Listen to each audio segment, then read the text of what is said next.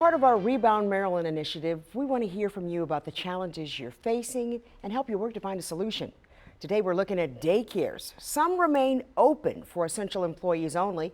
They were told not to pay because the government would foot the bill, or at least that was the promise. WMAR 2 News' Aaron McPherson learned many daycare providers are still waiting for that money, even as they continue to provide care. Hey, come on. Hey. Good morning.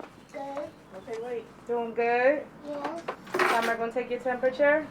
The new normal at daycares. The first couple times I had to do it, it was kind of heartbreaking because it's almost like something you see in a movie. Like, kind of like, okay, you can't come in until I take your temperature first. But now it's kind of becoming routine. Leanda Grissom runs L&L Family Learning Daycare with her mom. She has a new setup for social distancing, where everyone comes in through the garage instead of the front door. Once the child is signed in, it's time for step 2. 5, 6, 7. Then Grissom tries to keep the kids apart as much as possible. They don't always want to be separated. It's kind of difficult, but we manage. Landon's playing with blocks. L-A-N, and then D. So And Sage is in the kitchen. that's her specific bucket for dishes. Last month, all daycares were forced to close because of the coronavirus. Now they're allowed to be open for essential workers. Thank God. I have essential parents. My parents are police officers, nurses. Other daycare owners aren't so lucky. A once full center, now empty.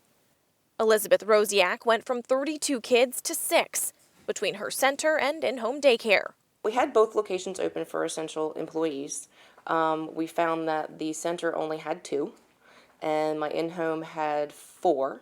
So it wasn't very smart for us to keep this location open. So we moved those 2 over to my in-home. Rosiak talked with us on behalf of several other owners throughout the area, most of them in-home daycares. They're little guys.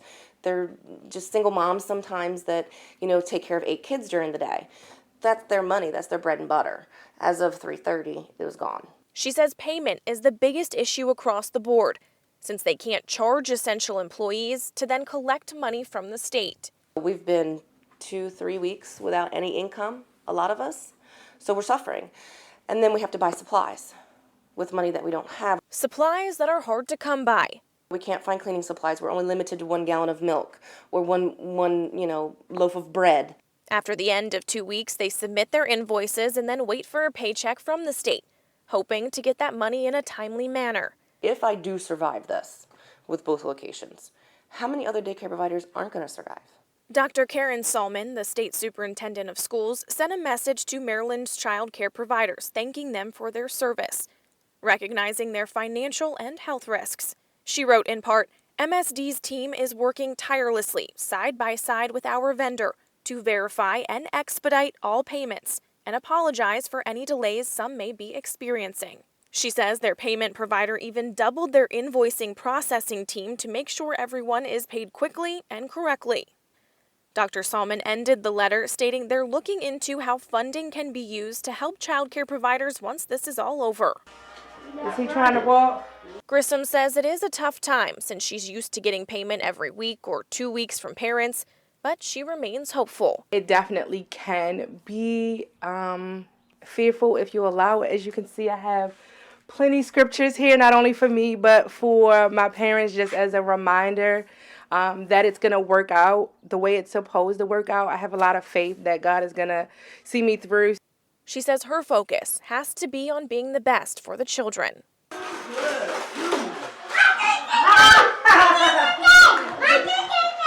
Daycare owners who did close down did not qualify for unemployment since they are self-employed. Starting on Friday, they will be able to file for unemployment. In Parkville, Aaron McPherson, WMAR 2 News.